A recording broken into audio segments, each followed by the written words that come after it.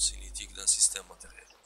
Soit un système matériel E en mouvement par rapport à un repère R, torseur cinétique. Alors, le torseur cinétique ou torseur des quantités de mouvement de E dans son mouvement par rapport à un repère R est défini par C, donc on va le noter C, majuscule C, de E par rapport à R, entre accolade, donc c'est un torseur, est égal, c'est un torseur qu'on va exprimer au point A. Tout d'abord, résultante, donc la résultante cinétique de E par rapport à R est égale à l'intégrale sur E, P appartenant à E, de VP par rapport à R, dm. Là, c'est l'expression de la résultante cinétique. Ensuite, le moment cinétique noté sigma, donc sigma point A, E par rapport à R, est égal à l'intégrale P appartenant à E de AP vectoriel VP par rapport à R, dm. La résultante RC de E par rapport à R est appelée résultante cinétique ou quantité de mouvement de E par rapport à R. Sigma A, E par rapport à R, est appelé moment cinétique en A, point A bien sûr, de E dans son mouvement par rapport à R. On rappelle bien que la résultante ne dépend pas du point d'expression du torseur et que le moment bien sûr dépend du point où vous exprimez le torseur. Soit un point IAR et G, le centre d'inertie de E, donc au quelconque, origine du repère par exemple, donc l'IAR, et G, le centre d'inertie de E. Par définition, on a la définition de centre d'inertie, donc ME, M de E, la masse totale de E fois OG est égale à l'intégrale de OP dm. Donc on peut dériver cette formule et on aura ME fois la dérivée de OG sur dt par rapport à R est égal à la dérivée de l'intégrale de OPdm est égal à l'intégrale de la dérivée de OP par rapport au temps par rapport à R dm. Car la masse est conservative, donc je peux remplacer la dérivée de l'intégrale par l'intégrale de la dérivée. Par la suite, je peux remplacer la dérivée de OG sur dt par la vitesse au point G par rapport à R. Et bien sûr, la dérivée de OP, je peux la remplacer par la vitesse au point P. On obtient ainsi MVG est égal à l'intégrale de VPdm, qui représente bien sûr la résultante cinétique. Donc je peux écrire d'une façon très simple la résultante cinétique. C'est la quantité de mouvement, donc c'est la masse fois la vitesse de centre d'inertie. Donc, la résultante cinétique peut être calculée en multipliant la masse de l'ensemble E fois la vitesse Vg par rapport à R. Donc, cas d'un solide indéformable, soit un solide S de masse M en mouvement par rapport à un repère R, soit à un point appartenant à S. Donc au lieu de E de l'ensemble E, on va mettre un solide S indéformable. On sait que dans un solide, la relation qui lie la vitesse en deux points différents de ce solide, c'est que la vitesse au point P appartenant à S par rapport à R est égale à la vitesse au point A appartenant à S par rapport à R, plus oméga de S par rapport à R vectoriel AP. Donc, la résultante cinétique peut être exprimée sous forme de la masse fois la vitesse de centre d'inertie, donc fois Vg appartenant à S par rapport à R, et le moment cinétique au point A, en appliquant bien sûr la formule précédente, de S par rapport à R est égal à l'intégrale de AP vectoriel Vp appartenant à S par rapport à R dm est égal. Alors ici je peux écrire la vitesse au point P en fonction de la vitesse au point A. Donc je remplace Vp par Va plus oméga vectoriel AP. Donc AP vectoriel, je remplace Vp, donc c'est Va plus oméga de S par rapport à vectoriel AP dm est égal à l'intégrale de AP dm. Alors ici je peux décomposer cette intégrale en une somme de deux intégrales. Première intégrale, c'est l'intégrale de AP vectoriel VA dm Alors l'intégrale de AP vectoriel VA dm. Alors ici le dm je peux le mettre, c'est un scalaire, je peux le mettre du côté l'intégrale de AP car normalement VA ne dépend pas de l'intégrale. Pour l'intégrale, normalement c'est une constante par rapport à l'intégrale. Donc c'est l'intégrale de APTM vectoriel VA. Pour le deuxième terme, c'est l'intégrale de AP vectoriel, le reste, vectoriel oméga, vectoriel AP. Donc ça sera l'intégrale de AP vectoriel oméga, vectoriel APDM. Alors tout d'abord le premier terme, l'intégrale de APDM représente l'expression de centre d'inertie, mais à partir d'un point A.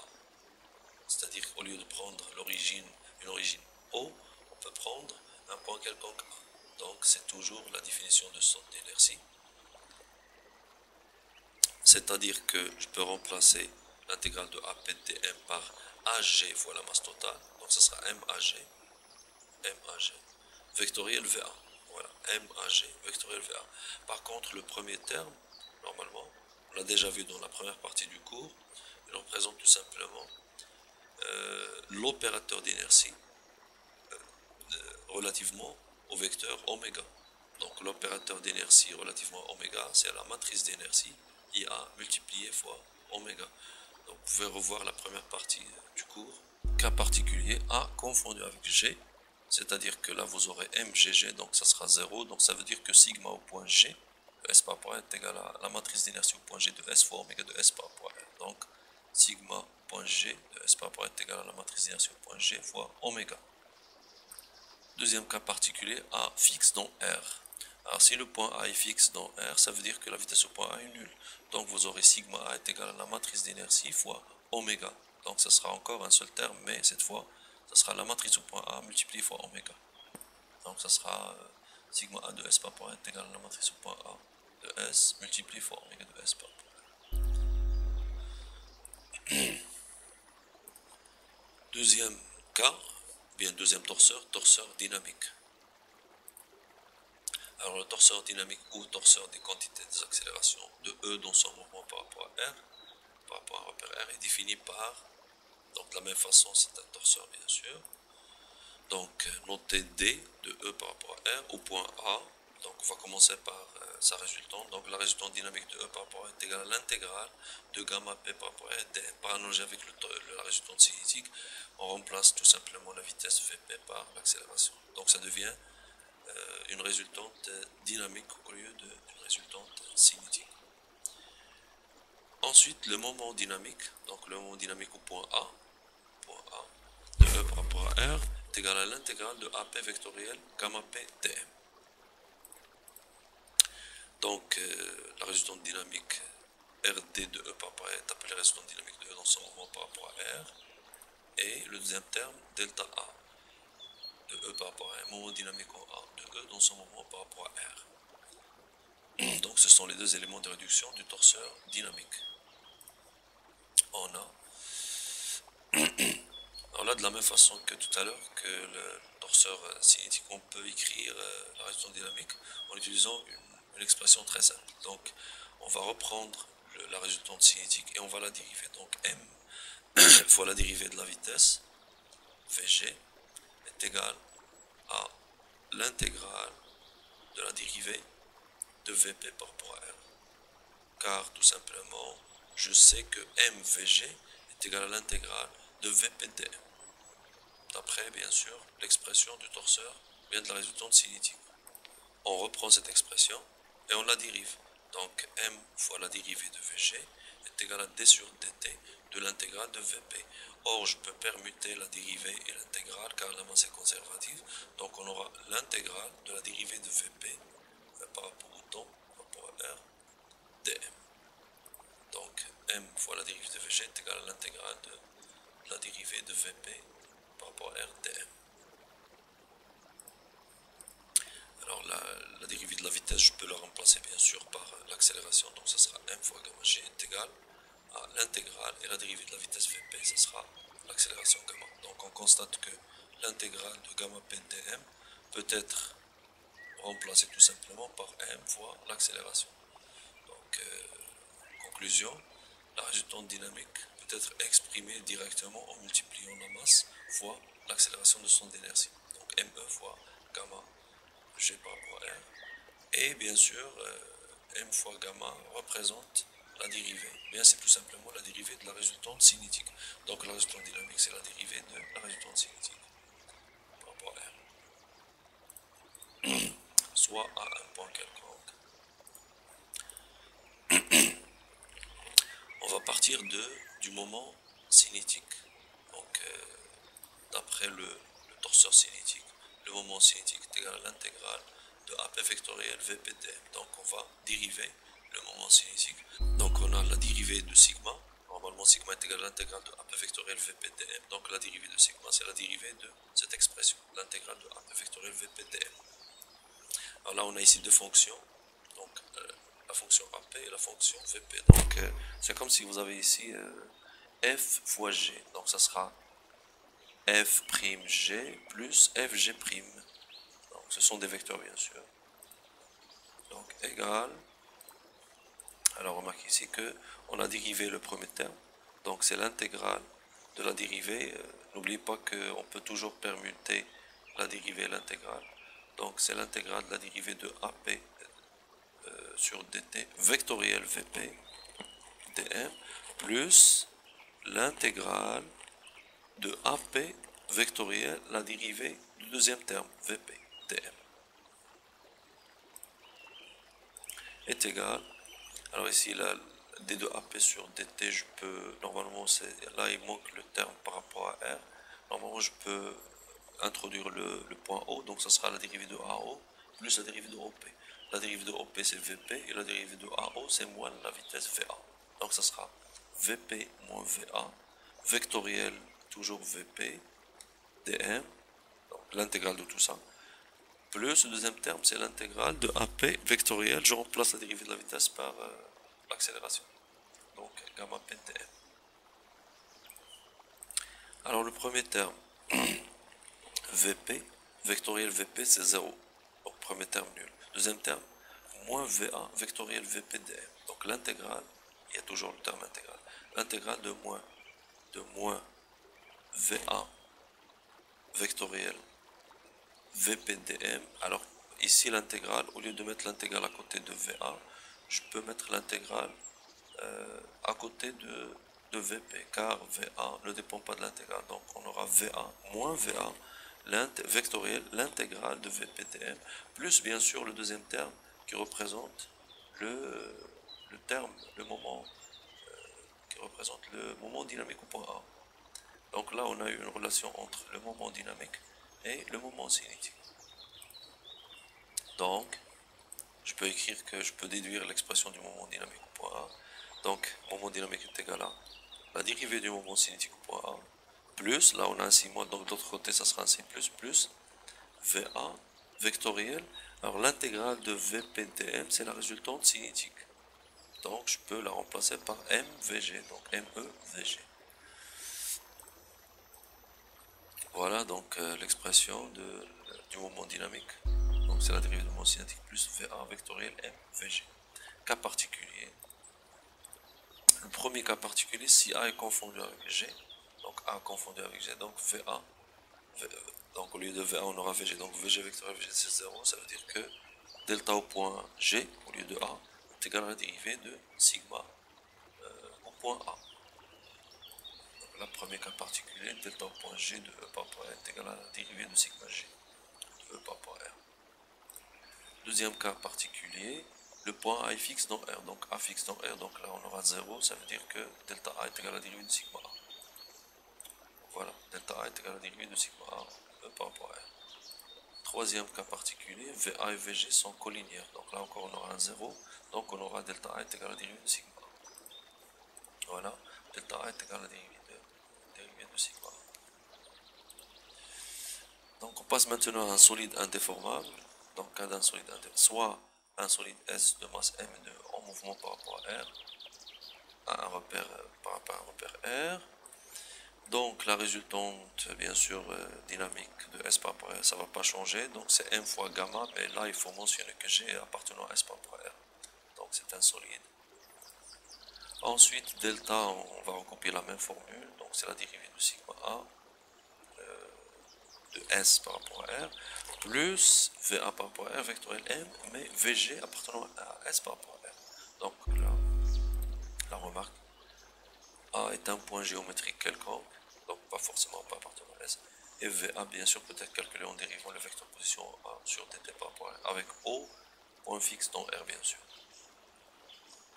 Alors là, vous avez une remarque. Il est parfois intéressant de passer par le moment dynamique en G. C'est-à-dire, puisqu'on parle d'un torseur dynamique, donc je peux utiliser la relation de champ de moment.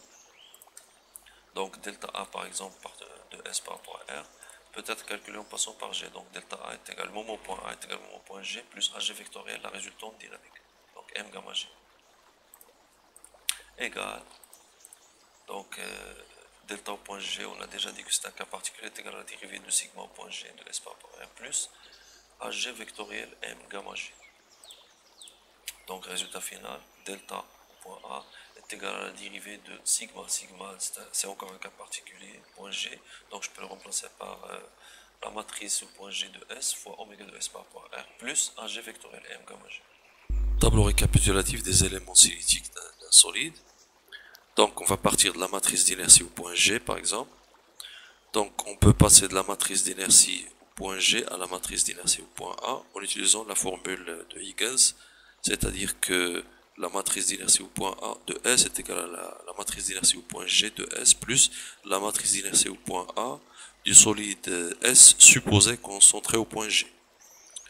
Ensuite, si on revient à la matrice d'inertie au point G, on peut utiliser cette matrice pour calculer par exemple le moment cinétique au point G de S par rapport à R. C'est égal à la matrice d'inertie au point G fois oméga de S par rapport à R. De même, on peut calculer à partir du moment cinétique au point G le moment dynamique au point G. Donc le moment dynamique au point G de S est égal à la dérivée du moment cinétique au point G. Attention ici, ça doit être toujours le S, donc S, solide, partout c'est S. C'est toujours un S et non pas un E. De même, si on part de la matrice d'inertie au point A, on peut déduire le moment cinétique au point A, un point A dont la vitesse n'est pas nulle. Donc le moment cinétique au point A de S par rapport à R est égal à la matrice d'inertie au point A fois oméga de S par rapport à R, plus MAG vectoriel VA appartenant à S par rapport à R. De même, on peut déduire le moment dynamique au point A, le moment dynamique au point A de S par rapport à R, à partir du moment cinétique, donc est égal à la dérivée du moment cinétique au point A, plus VA vectoriel MVG, c'est-à-dire vectoriel la résultante cinétique. De même, on peut utiliser le moment cinétique au point G pour calculer le moment cinétique au point A, en utilisant la relation de champ de moment dans un torseur cinétique. Donc le moment au point A est égal au moment au point G plus AG vectoriel MVG. MVG ici c'est la résultante cinétique. Donc sigma au point A est égal à sigma au point G plus MAG vectoriel VG. De la même façon, on peut calculer le moment dynamique au point A à partir du moment dynamique au point G. Donc le moment au point A est égal au moment au point G plus AG vectoriel M gamma G. M gamma G, bien sûr, c'est la résultante dynamique. Donc delta au point A est égal à delta au point G plus M AG vectoriel gamma G. On passe maintenant au troisième terme, c'est l'énergie cinétique. Alors on appelle l'énergie cinétique de E dans son moment par rapport à R la quantité scalaire T de noté T bien sûr, ou bien EC. Donc en général en SI on la note T de E par rapport à R, T majuscule, est égal à 1 demi l'intégrale de VP par rapport à R, VP carré par rapport à R dm. L'unité bien sûr c'est le joule, c'est une énergie. Alors on passe directement à un solide indéformable, cas d'un solide indéformable. Donc je peux mettre le 1 demi, je peux mettre le 2 de l'autre côté, donc ça sera 2T de S par rapport à R est égal à l'intégrale de VP carré dm. Avec bien sûr VP peut être exprimé en fonction de VA, donc VP est égal à VA plus oméga vectoriel AP, relation de champ de moment dans un solide. Donc je peux écrire 2T sous la forme suivante, c'est l'intégrale de VP fois VP, puisque c'est un VP. Donc je garde le premier VP et le deuxième VP, je le remplace par VA plus oméga vectoriel AP. Donc VA plus oméga vectoriel AP dm. Alors est égal. Donc je décompose cette intégrale en deux intégrales. Première intégrale c'est l'intégrale de VP fois VA dm, plus la deuxième intégrale c'est VP fois oméga vectoriel AP dm. Alors remarquez que dans la première intégrale, V1 ne dépend pas de l'intégrale dont je peux la faire sortir, donc ça sera V1 fois l'intégrale de VPTM. La même chose pour la deuxième, donc la deuxième intégrale, oméga ne dépend pas de l'intégrale dont je peux la faire sortir. Mais si vous mettez oméga à l'extérieur, l'intégrale, il faut faire attention, il faut utiliser une permutation circulaire ici, puisque c'est un produit mixte, donc je peux commencer par oméga, et en suivant l'ordre, après ça sera AP, ensuite vectoriel VP. Donc c'est une permutation circulaire des trois vecteurs ici du produit mixte. Donc, oméga, ensuite AP, ensuite VP, oméga, AP, VP. Et bien sûr, maintenant oméga est à l'extérieur de l'intégrale, puisqu'il ne dépend pas de l'intégrale. Alors là, je remarque que je peux écrire cette expression sous forme d'un commement de deux torseurs. D'un torseur cinématique oméga V1, point A, et d'un torseur cinétique, l'intégrale de VPTM, l'intégrale de AP vectoriel VPTM. Bien sûr au point A. Donc là c'est au point A, là c'est au point A. Donc là j'ai oublié de mettre le point A, et normalement les deux torseurs sont exprimés au point A. Cela veut dire que l'énergie cinétique est égale au commement du torseur cinétique fois le torseur cinématique. Le torseur cinétique fois le torseur cinématique, bien sûr. Alors cas particulier, les deux torseurs sont exprimés au point G. Donc si vous exprimez les deux points G, donc ça sera oméga fois sigma au point G. Sigma au point G c'est I fois, c'est la matrice d'inertie fois oméga, donc ça sera oméga matrice oméga. Pourquoi? Parce que le moment cinétique au point G, c'est la matrice fois oméga. Donc matrice au point G fois oméga, le tout fois oméga. Et là, ça sera VG multiplié fois MVG. Donc ça sera MVG cas. Là, le cas particulier. Les deux torseurs sont exprimés en un point A, mais le point A est fixe. Donc là, vous aurez un 0 ici. Point A fixe. Donc ça sera 0. Donc ça sera oméga fois la matrice. Donc le moment cinétique au point A avec A fixe, ça sera matrice au point A fois oméga. Donc ça sera oméga, matrice oméga. Mais matrice bien sûr au point A. Donc oméga, matrice oméga, mais la matrice en A bien sûr. Pourquoi? Parce que le deuxième terme, là la vitesse au point A est nulle, donc le deuxième terme c'est nul. Vous aurez un seul terme, c'est oméga fois la matrice fois oméga, ou bien oméga fois sigma au point A. Là c'est sigma au